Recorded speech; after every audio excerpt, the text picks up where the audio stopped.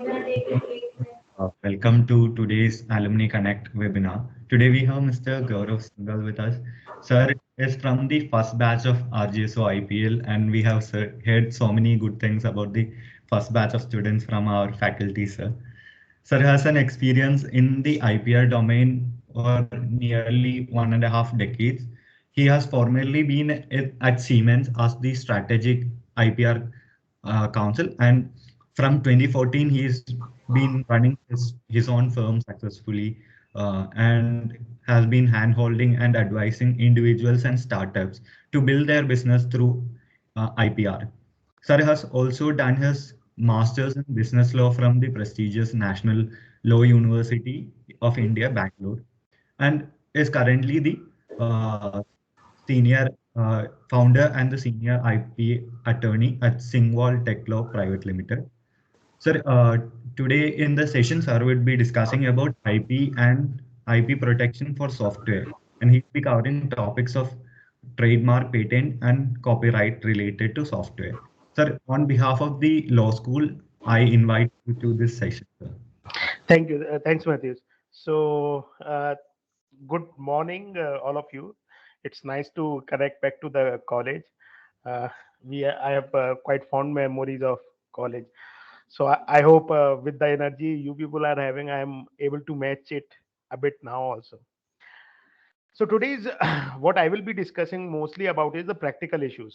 Uh, uh, when clients comes to you, and how generally like they are into a business which involves softwares, which involves computer implementation, and now they want to protect various aspect of their business, and they comes to you and ask for like what they should do about so that when they invest further in the business they should still be protected about it.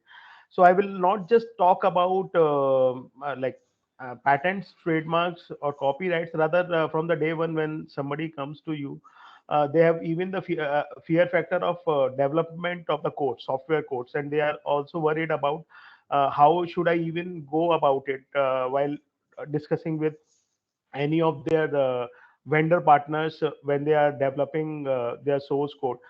They have still many times the base level of idea. They know what they want to do. They know on a high level how they should be implementing it. But again, firstly, the development should happen. After the development, uh, further aspect of marketing, etc., would happen. So everything comes very step by step.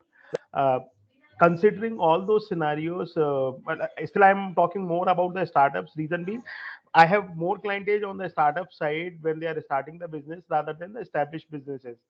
So they have their own pain point when they literally do not know about anything, how to do for any protection of it. Bigger companies at least have the resources to look into, but the startups, the individuals do not know about it. They have only the dream that down 5 years, 8 years, they would be flourishing their business. So when they come to you, first of all, me as a person would try to understand what business they are into, what they actually are doing. Is there something which can go into the right away direction of patents, or should it be something on the copyright side? So even I have a very good example when somebody had came to me on a very specific level of just conceptualization of their business. They wanted to do something. Then I asked them whether you would be doing manually everything, or there would be automation involved. So they move ahead and said to me, as of now, they are thinking partially automation and partially something doing manually also. So then I said, like, you better put out a document. Let's at least file a copyright around the whole concept. If you have the concept in your mind, you would be knowing on a broad level what kind of services you are going to provide in what how that will be implemented, what are the core features which makes you unique. You start elaborating each of them. Once the document was ready from their side, so again in copyright, the it is the author's perspective. I can't as a patent attorney add much into it. What author has authored in the document, we have to file that. in patents, it's a different story. As a whatever inventor has provided, you can still go ahead and do your own creativity to bring out the best legal perspective of it. But in copyright, that's not the scenario. But the other problem is, if I don't edit the document, the business perspective which they have brought into, it's not just a movie or a song where whatever author has done is the only thing, but here we are trying to protect the whole concept of the business. If they put out any loopholes, probably when we are looking to go for a copyright infringement with respect to adaptation of the business, that is not even possible if there is not proper breadth into the document. So my next step generally is to edit the document. Again, not being a author, I can't be the author in it, but I edit the document so that to bring the proper breadth into it, and then move ahead and file it. Once that is filed, at least their production at some level has started. Copyright, you can get a certificate even much faster. Like if I would say, uh, in 40 days also I have got the certificate in hand, registration certificate, which is decently faster. So considering that like at least you have a copyright in place, then the next step is they want to develop the code around it. uh, at that at this instance, something can go beyond just this copyright document. And while they are discussing with any of the future developer, even if they are in the exploration mode, then the next thing comes up, their right so their interest should be secured. Again, agreements comes in picture here. Non-disclosure agreement you have to make. Beyond non-disclosure agreement, there is something you are also introducing to them, to some of the ecosystem partners. Like there would be 2 3 5 more people, they would be you would be introducing them. And you need to see that these other vendors do not collude with respect to each other and bypass this clients of yours. So you would be putting some clauses of non-working, non-solicitation, etc., so that somebody do not take advantage of your whole thing. So this is still in the exploration side. Once you complete the like once the NDA is signed, this guy can disclose the idea to few of the vendors which he feel it is important about, uh, who all are good. And once they move ahead with one of the vendors, the next step is to again do a NDA. But again, I'm talking about the IP side of it. All the IP is generated should be transferred back to this fellow. If the IP is generated and not transferred back, again it would be a problem. And also, if there is a prospective third party IP infringement during the development of the code, again there could be a problem. So there should be a limitation of liability for your client when you are seeing out while developing this software development agreement. You need to clearly look into that. At least there should be clauses that a proper care has been taken by the developer, that he does just don't move ahead and take up code from internet and start doing something about it. If he's doing properly from authentic open source code. And that's so once he start using open source code and he start just using modifying it like that, probably the whole subject matter would not be even remain would not even remain proprietary. Sometimes you have to give away the patent license, or sometimes you have to give away the copyright. So again, both aspects. So you should not be called an infringer because of this development of the code, as well as your subject matter should remain proprietary. So in this agreement, all those care should be taken. The liability should be made to to the developer, so that he knows already at hand, like he just can't move ahead anything, he can't use it. If he do so, he would be in violation, and there should be strict penalty clauses around it. So still, this is around the agreement side of it. But during the development, you need to keep on checking, like where there could be wireframes, etc., user experience, etc., would keep on developing. And again, these subject matter becomes a point of copyright protection. And while the things are under development, you need to even start looking into if there is something on the patent protection side which has started being developing.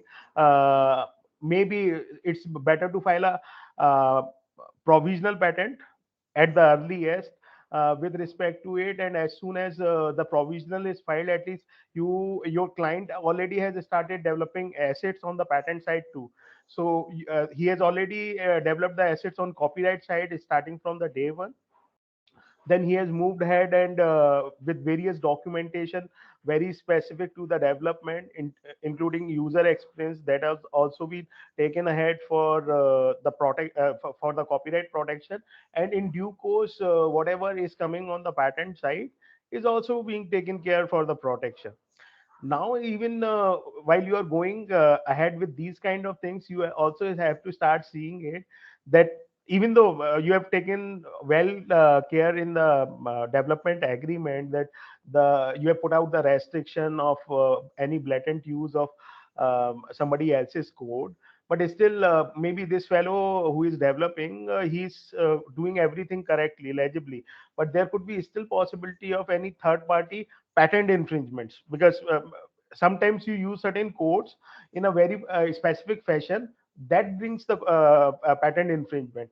So probably you have to start seeing almost at the very early stage that is there a freedom to operate with respect to various product features you are developing. Again, it's the IP risk. And sometimes these risks are bigger than getting some protection itself. If you start infringing somebody else's prominent IP right, or somebody who is very vigilant about their IP rights, maybe once you are in market and in due course they will come behind you and put out an infringement suit, and then probably you do not have even a possibility to go back and do the things correct. You will always be liable for a very hefty payment to him, and probably it's a point of bankruptcy. So at least you have to start building up the procedures for any seeing whether any third party IP infringement is happening because of any of the features. Again, it's a very big topic how to look into it, but definitely what I suggest is you have to start seeing what are the different features, algorithms involved, how they are being used, and then probably you have to work out various aspects or various topics of third party sorry, the freedom to operate analysis, the various candidates of it, and start doing that exercise at least at the development level itself, so that if there is any changes required, this is the right time. You can go back to the developer. No, you use you make the code or you make the things in a bit slightly different way, so that at least you will still remain out of the patent infringement. Again, the perspective is when we are looking towards any kind of freedom to operate, we are looking towards very specific to the geographies you are interested in. But in the software world, there can be a lot of issues, like again, if it is a client server relationship and server is sitting in US, for example, then again you can be in problem. Even though your business is in India, your server could be stopped in US. So simply saying, like, there could be multiple ways somebody can go against you and bring out a patent infringement suit, and at least stop your business through multiple ways.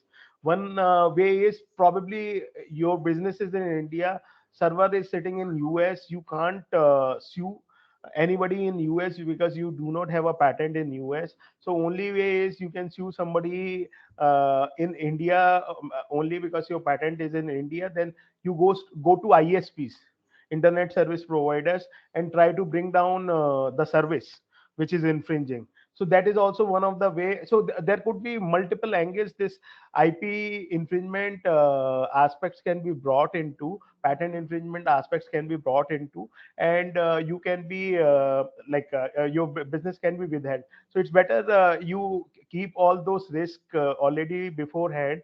You check out for them during the development stage itself, rather going on a later stage. Even if you are waiting till the launch, again at the launch, if you do a freedom to operate exercise, the bigger problem is again your launch would be delayed, because if you identify something infringing, then you have to go back and get things redeveloped, removed out. So a lot of things will change. So something which has to be launched in years time could be delayed by 2 years. Again, a big loss, because the whole investment is sitting, the whole probably you have taken some debt. You means the uh, client would have taken some debt, and he has to pay for 1 more year the whole interest without even gaining any money out of it. So all these are substantial risk, business risk, which we should keep on averting at a development stage. So and in now further, when you are moving ahead, you are making yourself, so all the patents are currently being filed, you are making yourself ready for product launch, you keep the names, brands, etc. Now you need to see how you can protect everything with the angle of trademarks. So again, in this stage, I would say, when you are looking towards trademark, you have to start seeing which all classes would be applicable.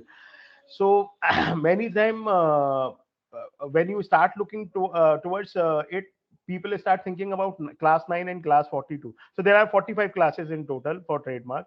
Class 9 is for software as a product or mobile app as a product. When class 42, it becomes anything subscription based web services, becomes a subject matter of class 42. So people start looking towards 9 and 42 for any software perspective. But you have to go beyond 9 and 42. You have to start seeing what kind of services is being provided through it. One good example, let me tell you, you people would have heard about Ghana app. So it's a app through which you stream the songs. Some You can also go through their website, and you can even have the paid services from them for, again, streaming of the songs.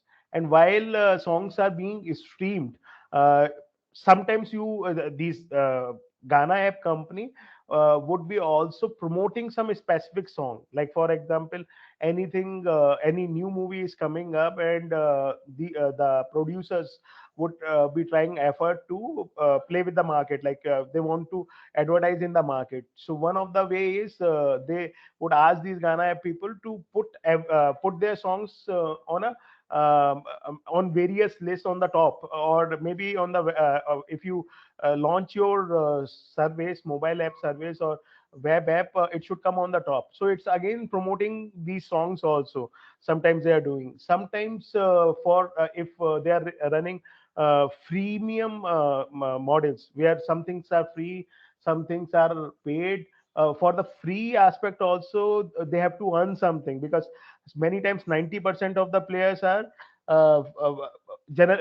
users are free users. They are just getting the services for free, and you have to monetize over that also. So then you are placing the advertisements in between, so that you can get some revenue out of it. So you have to look towards the whole complete business aspect of the app which is being launched, and then you have to start seeing it, what is the perspective they are having, and how you are going to protect it. So for example, because they are a mobile app, they are the direct subject matter of class 9. Because they are web services, they are subject matter of class 42. In furtherance, they are providing entertainment through playing of the songs, etc. They may also become a subject matter of providing entertainment services, can become a subject matter of class 41. uh, when you move further and start thinking, again they are broadcasting the songs. So because of the broadcasting aspect, they become broadcasting services also, and then probably they become a subject matter of class 38. Now they are they are providing advertisement and promotion services. So advertisements and third party advertisements they are putting, and even they are providing promotion services for the songs. So they are providing kind of business support services, which becomes the subject matter of class 35. When you look, sometimes you want to file something in a allied class, you are may not be doing direct businesses in that classes, but maybe you want to go for them. So these Ghana app people have also filed in class 16. Class 16 is generally for magazines, paper. Generally it's a subject matter where you have a product in the form of the paper, and you have to file in Even the magazines go into class 16. So even though Ghana do not have to do anything with respect to paper-based businesses, but because of the media industry being involved, probably they have moved ahead and filed in class 16 also, even though it's a very remote class for any consideration purpose. So then you have to see the whole gamut of your business, from where your business may get affected, and you have to choose out the right classes so that you have a good fencing of everything and overall protection of it. So this is another aspect of like a trademark, which you have to start seeing, and you have to start seeing the number of assets they are having, the word marks, the logos, different kind of logos they are going to use in, if they have more than one word mark. So in short, firstly the perspective should be individual aspects, if you can protect it, and then how in combination these things are being used. Because now what happens is everything is from the goodwill. So whatever they are using in the market would generate a goodwill, and that needs to be protected. That this goodwill needs to be protected, and if you are not filing something what you are using in the market, the goodwill will not get a proper transmission to the marks. So that is the reason you have to start filing, even in the specific way the mark is being used. If you are not doing so, probably you may miss out on something. Somebody start copying certain aspects of yours, and will start bringing a delusion in the user's mind or the consumer's mind, and probably you can't bring a proper case against them, even though there would always be goodwill passing off. But then the court will start comparing with respect to what you were using. If you have 10 variations, 10 different variations of your using of 2 3 piece of marks, like name, one or two logos you are using in very haphazard fashion, what will happen is there would be 10 different variation, and sometimes it becomes difficult before the court to say, like, which variation was prominent, which was not, who has copied what. It becomes a very difficult subject matter. So even for your business, so still I'm talking about the software side, but again, general aspect is you have to have a very specific trademark policy, what, how the your mark should be used, how somebody else is using your mark, you should be very prominent about it. If somewhere you have seen your mark has been wrongly used, you have to go behind them and get that down, because the way your mark is being used by even anybody else will dilute your mark, will substantially reduce your goodwill. One of the reason is Xerox etc. was behind the photocopiers few years back, because their mark was getting diluted. Everybody was using that, make two Xerox of this document, make three Xerox of this document. Again, was a very difficult subject matter, because once the dilution happens, probably they can't claim any kind of goodwill into it, and the mark which has been registered has lost its distinctiveness, and it cannot be a mark. So what I'm saying is, you have to support the business, whether software or not, even though I'm going out of the software angle, but these kind of things has to be very prominently seen, very close boundedly seen, so that on the trademark side something should not be lost out. And probably that is the reason many times, even something is coming on the register, trademark register, you have to keep on watching that somebody start using a certain variation of the mark, and if you do not stop them, you are reducing your space. The government has given you this much, somebody has seeped into and captured this much, this much, this much. Then in the whole thing, you would see that you have only very nooks and corners left out for your whole protection. If you don't go move ahead and watch all these things, and go behind them to file regular oppositions etc., then it's going to be a very very difficult scenario for you in future, where whole valuation of your trademark portfolio will be gone, distinctiveness will be gone, and probably you may be in the situation at some point of time, like down 10 years, it has taken 10 years for the whole business to flourish, and in 10 years you would have seen the dilution has gone to some level, then you do not have any other option but to rebrand it. And once you rebrand it, again it's a whole lot of confusion, because some clients have already started knowing you with the previous name, but now you can't keep that name because there is a whole lot of dilution has happened. Then you have to go and rebrand it and do the same exercise, so that somebody should not start entering into your territory and start using some names which can impact you or dilute your whole business. So it's a, in trademark also there has to be a lot of strategies which you have to look into, whether you are softwares or not, but all those strategies should be in place. Again, in patents, I have told you about various kind of strategies to be followed during the development phase itself, because if you wait till the launch phase, then it becomes a problem. So this is about how you look towards a business and make various kind of strategies with respect to copyright, legal agreements, patents and trademark, to cover up the whole aspect, whole gamut, fence it well, so that nobody can enter into your arenas.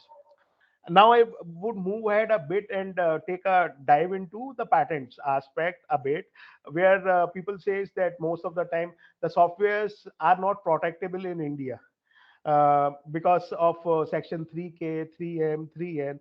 But the whole subject matter is, everybody knows that you can't have a protection in two different laws for the same subject matter.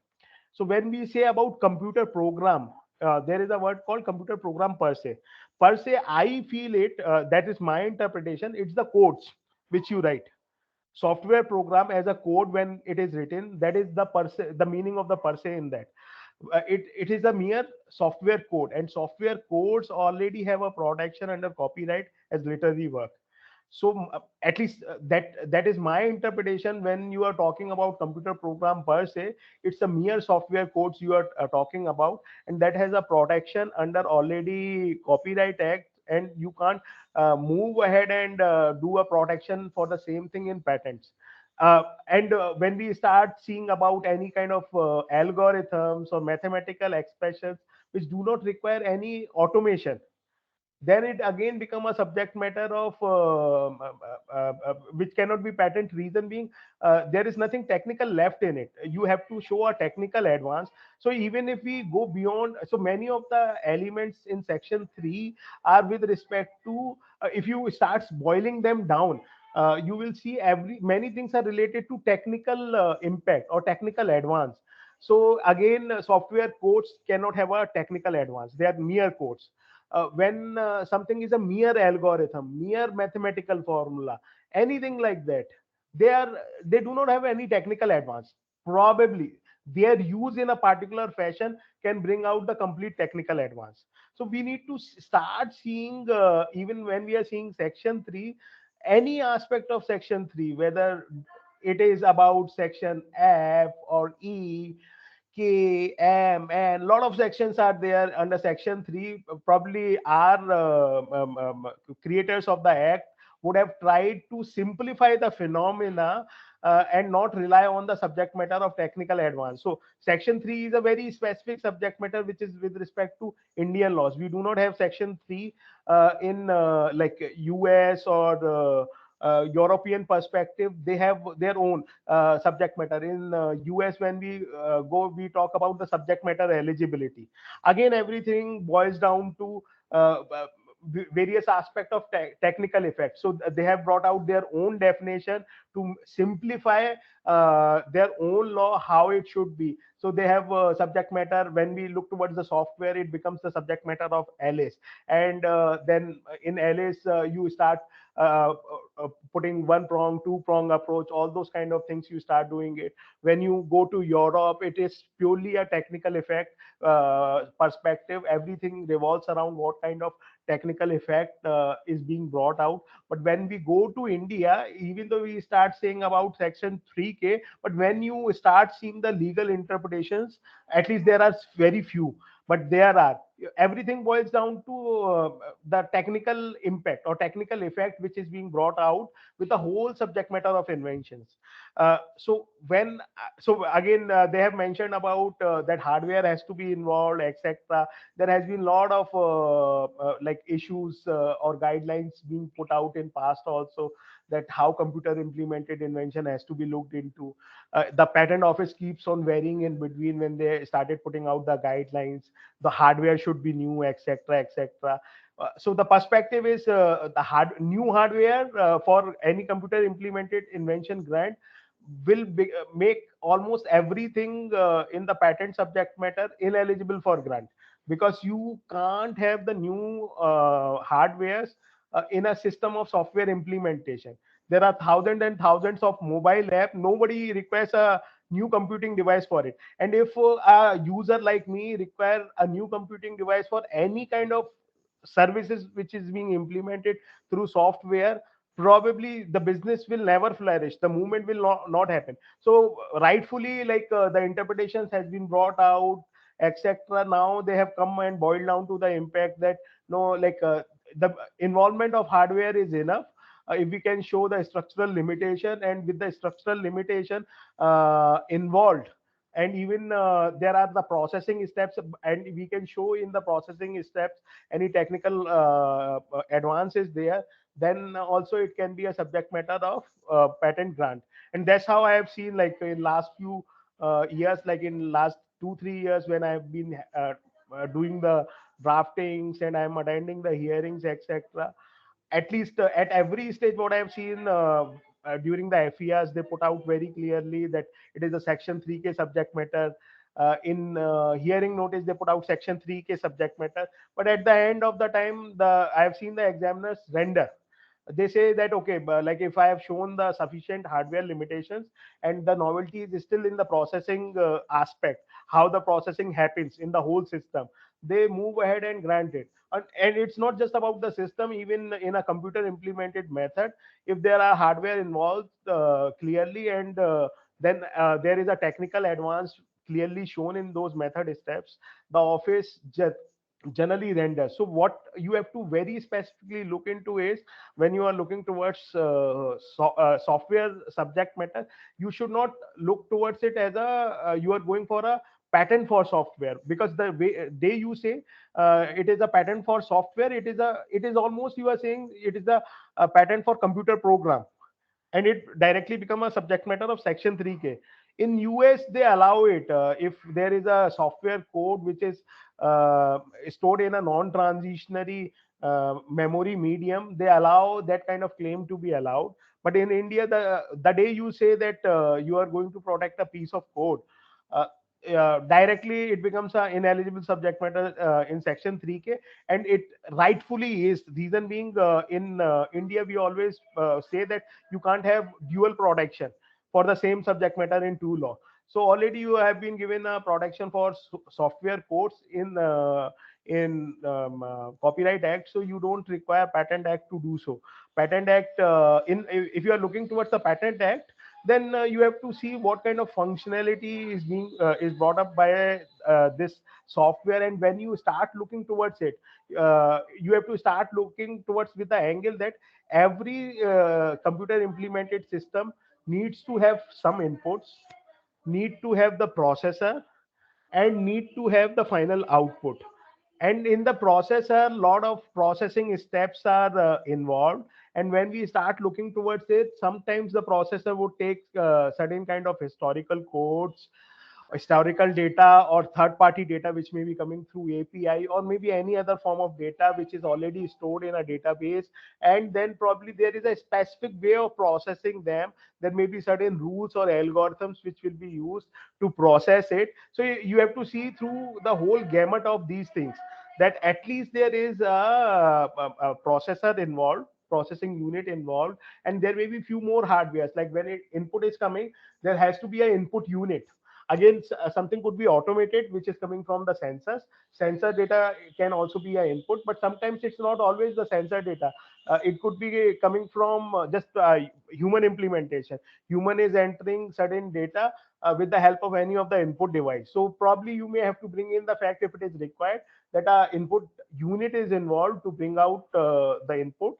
And then processor would be connected to some kind of a memory, from where either our database would be having some kind of a rule table, etc., put out, or any kind of lookup table is there, or any kind of other database is there, or maybe sometimes even there is a RAM which would be implementing some kind of a algorithm, and using all those things, the processing happens, and then based on that processing, output happens. Sometimes it is a multi-step processing subject matter. So even though only one processor is involved, but at every instant there would be an intermediary input and intermediary output. Like what happens is, there is an input which is going in, and after processing step there would be an intermediary output, which again goes as an input for the next step. And with that input there may be some additional input which has been again entered by the input unit, again processing, and maybe there could be 2, 3, 4 processing steps. At every instance there may be another input coming from the user, or maybe no further input coming from the user, but another kind of data which could be fetched from the memory or third party database. All those things, if are well presented, well said, it becomes a subject matter of patent protection under Indian Patent Act. So it is that you have to frame the whole subject matter in such a way that it involves the hardwares properly. It clarifies all the processing steps very clearly. So again, if you do not clarify the processing steps, like I was reading a couple of days back, there was a US filing which was done by some of the Indian company with respect to performance evaluation of the employees. And what I was seeing is the processing steps was not clearly mentioned. Like they clearly they only mentioned like something is corrected, then something is next done, but how the correction is done, they have not clearly mentioned, and there were certain lacunas mentioned out in there, and it becomes a subject matter ineligibility for US, because uh, the processing steps were not properly disclosed, and it was looking like a mere algorithm there, mere step-by-step approach, and more kind of a processing which can be generally done by human efforts. So it even the patent attorney in US was already um, putting very hard to fight for that 101 subject matter. First time he did it, the examiner was not convinced. Again, elaborately he has done it. So my whole point is, if you are not bringing the processing steps very clearly, then there would be a probability still you may lie into the subject matter ineligibility, because they may become mere steps without saying much about how the processing will happen, and it will not clarify any of the subject matter of the software processing. So and it start moving towards either into the direction of mere program, or mere manual steps, or just simple algorithm which can be just processed without a computer, or maybe even sometimes when we took towards the Indian perspective, the clarity issues, the definitiveness issues, anything like that can come up. So you need to be very careful when you are bringing out the software subject matter. You have to clearly think about input output directions very clearly, and there would be a proper mechanism of processing. If you can clarify all these things, there is a high chance that you can get a grant in India also. So like from my side, I'm just closing, but I want to now hear from you, like what all topics I can aspect I can clarify, so that maybe I can answer some of your queries also. Yes, sir. So can is it possible for you to switch on your video also? My video is switched on. We are not seeing you, sir. It's Is it? not. Is it? Yes, sir. But I do not know. And Like camera is switched on. I'm really. I was thinking probably you are able to see me. Um, just a second. Let me switch off and try to do it again. okay, sir. Is it still not shown? No, sir. Still, it's not visible. Uh, I'm not sure. Only one way is out, that I log out from this system and log in from another system. Maybe should I try to do it? Just a second. Give me a Yes, sir. second. Give me Yes. a second.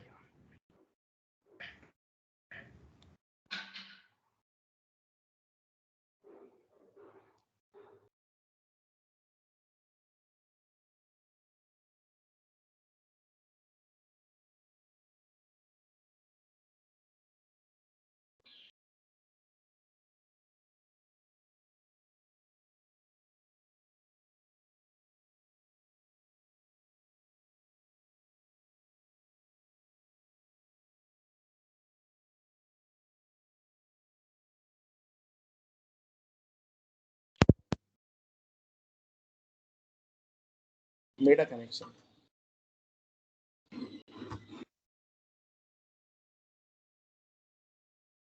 Is it possible for?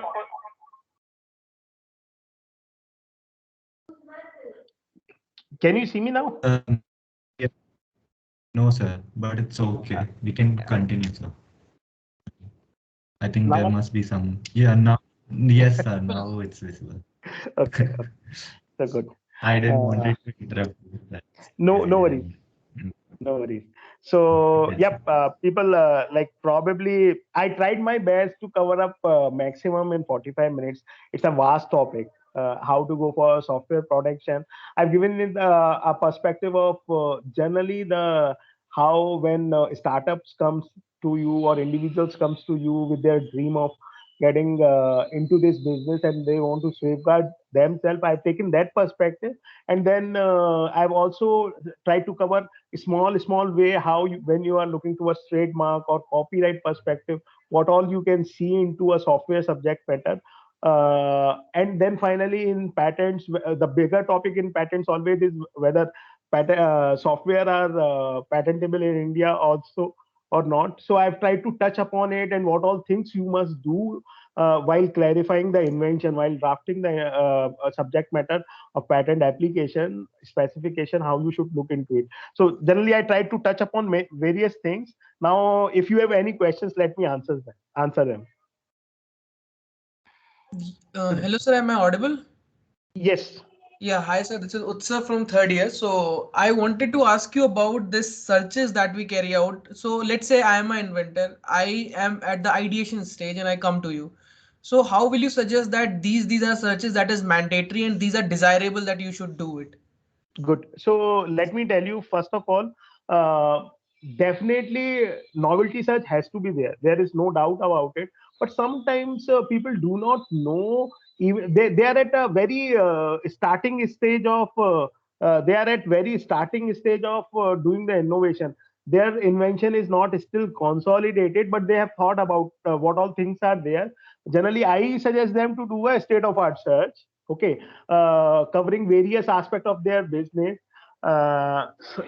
Few days back, I was discussing with some of the fellow. I was discussing them that there could be various. So it was a huge subject matter of software, which was I talking to them, and there were multiple steps where the image processing techniques would be involved. Then some aspect of capturing the features in a very specific way were involved, and then there was some specific implementation of those extracted features to do a particular activity. So there were various aspects were involved, and then I suggested them that let's do a state of art search where we divide the subject matter into 4 or 5 aspects and see about like how people have tried to file it, and each is there some of the subject matter where all the 5 broader aspects has been talked about. Maybe some would be talked about like in a detail, some would be in a minor detail. In that way, I have helped them out to do a state of art search so that they can know what all things are there and how individually they can move ahead and further get an inspiration and start working over on individual aspect of 4 or 5 things were there, individual aspect of each of them. And once they develop something out of it, then probably the next thing would be to do a novelty search so that I know where exactly the invention lies, and then move ahead for then further processing of the patent application. And in between, of course, there would be something, a subject matter of freedom to operate, which has to come, because we need to be very sure about, even though they are inventive, whether they are free to operate or not. Just I will take a minute to explain you what I'm saying is. Many times, many inventors comes to me and they believe that if they are novel, they are free to operate. But have you? I do not know how many of you would have heard about the example of bulb and filament. So probably just I will take a minute to explain you. So if you would know that there is an example always floating since many years. There is a bulb which was invented, say 120 years ago, and person A put out a bulb with a metal filament and filed a patent. Bulb was never seen before, and with the metal filament was still a new concept at that time. He received a patent, but he failed to disclose which kind of metal it should be. So person B start working hard, and in 5 years he was able to identify tungsten is the one which can provide longevity and illuminance in a best possible way. And he filed a patent for the bulb with a tungsten filament. Because of the inventive step involved, he so definitely he was new with respect to metal. You are going for a selection of tungsten, you are new, but definitely there is inventive step involved through the experimental data he has shown. So he was granted a patent. Now the subject matter is who can make a bulb with a tungsten filament. If person A starts doing it, then he is making a bulb with a tungsten filament, he will infringe B's patent. If B starts making the bulb with a tungsten filament, he will start making a bulb with a metal filament, actually, and he will start infringing person A's patent. So even though person B got a grant of patent, he is not eligible to practice it by himself without having a permission of person A. So this is the whole world of like all the inventions lies in, you may be inventive, you may get a patent, but you may not be free to operate, and you have to be very delicately seeing about, and also very delicately drawing out a whole subject matter, how you should do your search during the FTO, so that you can, so person A, so person B, if he is a client, he will come to you, I have a bulb with a tungsten filament, and if you don't go and broaden your search for the metal filament, probably you may miss out person A's patent. You may give a clearance, but actually it's not a clearance, it's faulty.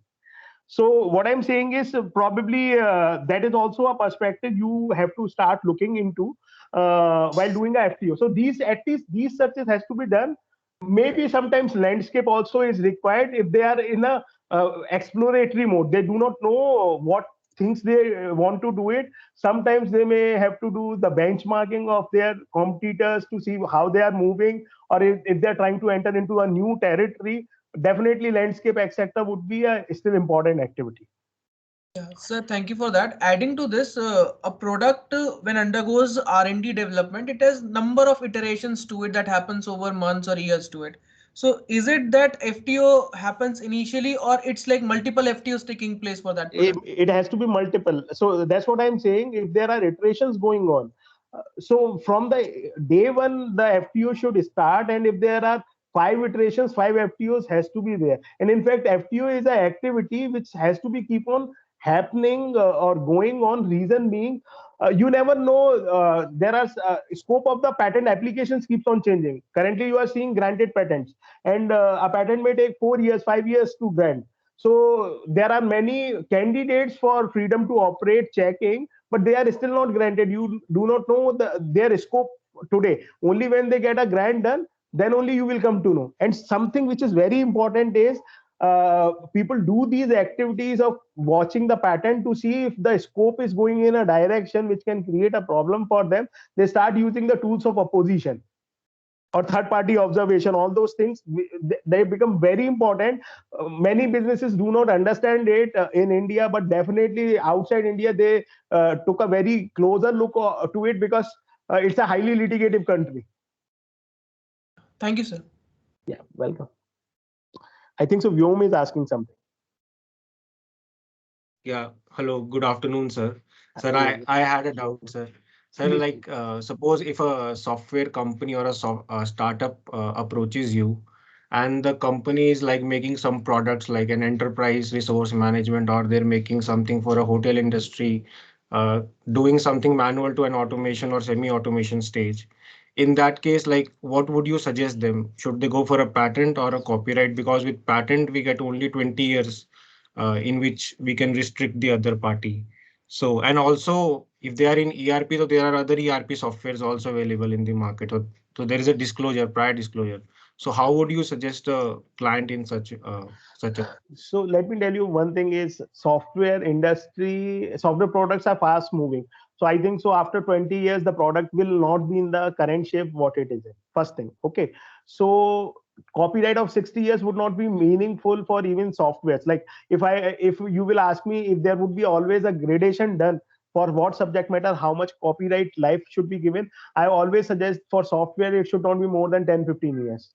First of all, okay. Second is what happens is there are multiple ERPs, but the way you are doing certain things may have a technical uniqueness. So we need to be very sure about where the technical uniqueness lies, and you should move ahead and do a patent around it.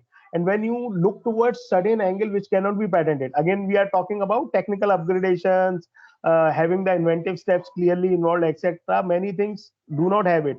The user experience is something very important, and if there is a unique user experience, you have to start looking towards it and start protecting it through copyrights. Generally, how I suggest my client is you make a user story. At first step, what kind of screen would come up, what kind of things would be there.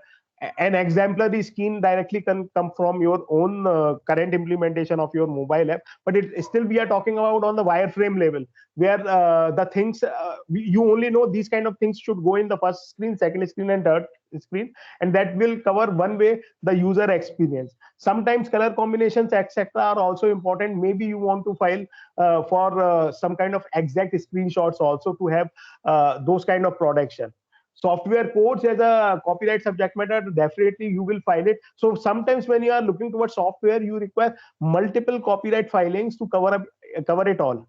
Another very important thing which is in software is many things you can't see in software which are happening in backend, and probably you may not want to disclose everything in the patent or copyright anywhere, because keeping a trade secret is far advantageous than going for so copyright is still, I would say, is not a published document. The level of risk is lower, but definitely in patent document you need to be very thoughtful about how much disclosure you are making. And so if you are looking towards any third parties software, if you are not able to identify evidences of use of your patent in that for certain features, definitely those are not the features you should not look at for filing the patent. You may want to keep them secret. So you need to be very judicious about how much disclosure you want to suggest to your clients. Not all disclosure. I don't suggest all disclosure to my clients. Yes, sir. Thank you, sir. Welcome. So Samrat. Yes, sir. Can I ask a question? Yeah, please. नमस्कार sir, actually काफी अनुभव भरा आपका experience रहा sir. In fact the year when you passed out, actually I was the year that time I was entering in VGSOM, so I remember you by the face. I Oh, was is it? also studying. Yes, actually.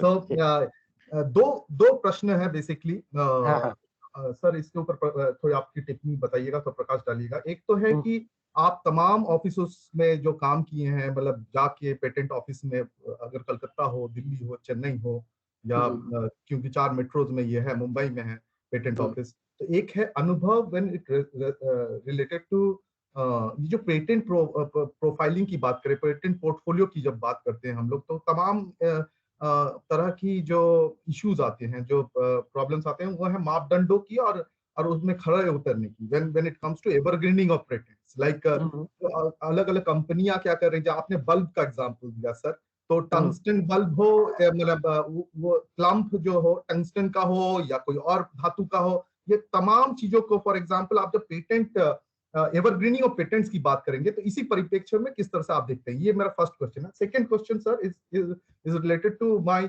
Sir competition law के ऊपर है. ये प्रतिस्पर्धा अधिनियम जो आया है sir, तो कहीं ना कहीं जब 2002 में ये प्रतिस्पर्धा अधिनियम जो आई है, तो इसके बाद पेटेंटों के ऊपर बहुत सारा प्रश्न उठना शुरू हो गया। फॉर एग्जाम्पल, जब भी कंपटीशन की हम लोग जब बात करते हैं तो तमाम चीजें आती हैं। जैसे फॉर एग्जाम्पल कहा जाता है कि पेटेंट खाली उन जो पेटेंट होल्डर होते हैं उनको ही खाली बढ़ावा देता है। तो कहीं ना कहीं सर ये जो बातें आती हैं, जैसे इसी परिप्रेक्ष्य में अगर मैं बात करूं कि गवर्नमेंट ने शुरुआत किया है एक ये पेंशनर्स के लिए जो मतलब लाइफ लाइफ सर्टिफिकेट जो देने का, जिसमें कि फेसिमाइल तरह का सॉफ्टवेयर रहेगा। तो इन तमाम चीजों को अगर हम लोग देखें सर, जहां जहां पे नई नई इन्वेंशन आ रही है, तो इनमें कहीं ना कहीं सर आपको नहीं लगता है कि ये दुविधा में है कहीं ना कहीं ये प्रतिस्पर्धा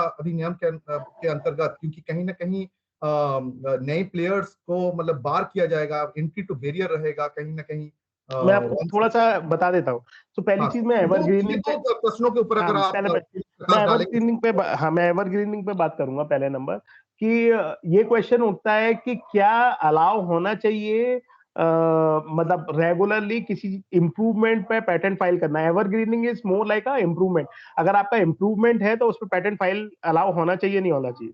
तो मैं आपको थोड़ा सा ये बता दूं कि अगर आपका लिमिटेड इंप्रूवमेंट है, ठीक है ना। अब मैं ये डेफिनेशन देना बहुत मुश्किल है कि सब्सटेंशियल है कि लिमिटेड है। अगर एक लिमिटेड इंप्रूवमेंट है तो आपको डायरेक्ट मतलब एक फुल फ्लेजेड पेटेंट अलाउ नहीं होगा। There is something called patent of addition which you can apply for. And patent of addition से फायदा क्या होता है पब्लिक के लिए? इसकी लाइफ जो पेरेंट एप्लीकेशन होती है जिसमें आप ऐड कर रहे हो, उसकी लाइफ से बाधित होती है। मान लो कि आपने पहला वाला आज फाइल किया और 2 साल बाद पेटेंट ऑफ एडिशन फाइल किया, तो पेटेंट ऑफ एडिशन की जो लाइफ है वो 18 साल ही रह गई। ठीक है ना। एक पर्सपेक्टिव तो मैं आपको ये बोलूंगा। लेकिन अगर मान लो कि वो अगर सब्जेक्ट मैटर खराब होता था, जैसे मैंने आपको टंगस्टन का एग्जांपल दिया कि टंगस्टन में लिटरली सामने जो भी इन्वेंटर था उसने वर्क हार्ड किया था और उसने पता लगाया था। मतलब पहले वाले बंदे ने कंसील करने की कोशिश करी या वो उधर तक पहुंचा ही नहीं कि कौन सी चीज ज्यादा काम करेगी, और इस बंदे ने मेहनत ज्यादा करी और आइडेंटिफाई किया। तो the government has to recognise the effort, क्योंकि वो डिस्क्लोजर कर रहा है उस चीज का। तो गवर्नमेंट मतलब it's kind of a social principle which has been put out by the patent law कि ठीक है भाई, मैं आपको पेटेंट ग्रांट करूंगा। गवर्नमेंट कह रही है आप डिस्क्लोज तो करो, ऐसा नहीं अपने संग में रखो और अपनी डायरी में बंद कर दिया तो डेवलपमेंट कुछ सालों के लिए रुक गया उस चीज का, क्योंकि आप मेरे को डेवलपमेंट में सपोर्ट कर रहे हो। पर्सन ए ने सपोर्ट किया, उसने डिस्क्लोज किया कि मेटल है, तभी पर्सन भी उस पर फर्दर डेवलपमेंट कर पाया और ये आइडेंटिफाई कर पाया कि टंगस्टन बेटर मेटल है। अब मान लो पर्सन ए ने कुछ डिस्क्लोज नहीं किया होता तो पर्सन बी पता नहीं कब ये आइडेंटिफाई करता पाता कि मेटल फिलामेंट यूज होगा। तो it's kind of a balance between what should be granted और शुड इट बी ग्रांटेड और not, should the development be granted, further development should not be granted और नॉट। उसके लिए मापदंडों के लिए ऑफिस ने सिंपल प्रोसीजर फाइंड आउट किया या लॉज ने सिंपल प्रोसीजर आइडेंटिफाई किया है कि भाई अगर आप इन्वेंटिव स्टेप प्रूव नहीं कर पाओगे, अगर लगेगा कि ये तो मियर सिर्फ आप सिर्फ एवरग्रीनिंग की कोशिश कर रहे हो without involving any substantial invention in it, तो आपको पेटेंट नहीं मिलेगा। सो वो एक एवरग्रीनिंग को रोकने का प्रयास है कि ये वाले जो भी principal and literally if you will ask me, we have to really fight with the office for the inventive step. Novelty generally मैं आपको बताऊं जितनी रिपोर्ट्स आती हैं 80% रिपोर्ट में नॉवेल्टी आ जाती है। सॉरी हाँ 80% में नॉवेल्टी आ जाती है। उन 80% रिपोर्ट में जनरली हम इन्वेंटिव स्टेप पे ऑफिस से फाइट कर रहे होते हैं। तो इसलिए मैं बोल रहा हूँ कि जनरली जो नियम बना रखे हैं वो इतने स्ट्रिक्ट हैं कि मतलब एवरग्रीनिंग जनरली अलाउ नहीं होगी। लेकिन ऐसा नहीं हो सकता कि पेटेंट ग्रांट नहीं किया जाए, क्योंकि बहुत सारी चीजें डिस्क्लोज ही नहीं होंगी। फार्मा कंपनीज तो डिस्क्लोज करना ही छोड़ देंगे कई चीजें। मैं ये बताने की कोशिश कर रहा हूँ डेवलपमेंट के लिए बहुत जरूरी है कि पेटेंट ग्रांट करते रहना पड़ेगा, बट थोड़ा मतलब स्ट्रिक्टली जो रूल्स है उसे स्ट्रिक्टली फॉलो करने के लिए। That was answer to your evergreening question. And for competition I would say again competition law का एक अपना पर्सपेक्टिव है। When you are looking towards the competition, it's mostly towards the unfair game. Okay, patent can not be considered as unfair game. अगर हम patent में कभी भी unfair game की बात करते हैं तो वो ये होता है कि कोई अपनी पावर को अब्यूज नहीं कर पाए। जैसे कि आप कभी फार्मा कंपनीज के ऊपर नकेल कंपलसरी लाइसेंसिंग से डाली गई है, जिसमें कहा गया है कि अच्छा तुम अगर कहोगे कि मैं किसी को लाइसेंस नहीं दूंगा और तुम एक लिमिटेड क्वांटिटी ऑफ प्रोडक्ट ही बनाओगे और बहुत हाईली प्राइस कर दोगे, मतलब तुम जैसे लाइफ थ्रेटनिंग ड्रग का तुमने कोर्स बना दिया 1 महीने का इंडिया के लिए 20,000 रुपए का फॉर एग्जाम्पल, तो ऑलमोस्ट सामने वाले के लिए पॉसिबल नहीं है, एक एवरेज इंडियन के लिए पॉसिबल नहीं है। तो इसका मतलब है you are getting unfair advantage to the patent you have been granted and you can't be given that, and so with that perspective in mind they have brought a perspective of compulsory license कि भाई अगर अपने prices कम नहीं करोगे then हम मतलब अगर कोई भी हमारे से लाइसेंस मांगने आएगा तो हम उसे दे देंगे। तो हो सकता है कि जो आप 20,000 में बेच रहे थे वो 5,000 में अवेलेबल हो जाए मार्केट में। So that kind of things has been brought into the patent act to curtail down the unfair advantage, जो कि कंपटीशन लॉ भी कहता है कि भाई अनफेयर एडवांटेज किसी मतलब अनफेयर एक सिनेरियो क्रिएट नहीं होना चाहिए। तो पैटेंट जो क्रिएट कर रहा था उसमें कटेलिंग डाउन प्रोविजंस है, मैं ये कहना चाहता हूँ। धन्यवाद सर। ठीक है Samrat ji, thank you very much, welcome. Next question. I think there are no more questions. We can end the session also because it's time also. I request Aishwarya to give the vote of thanks. Sure, thank you very much, Matthews.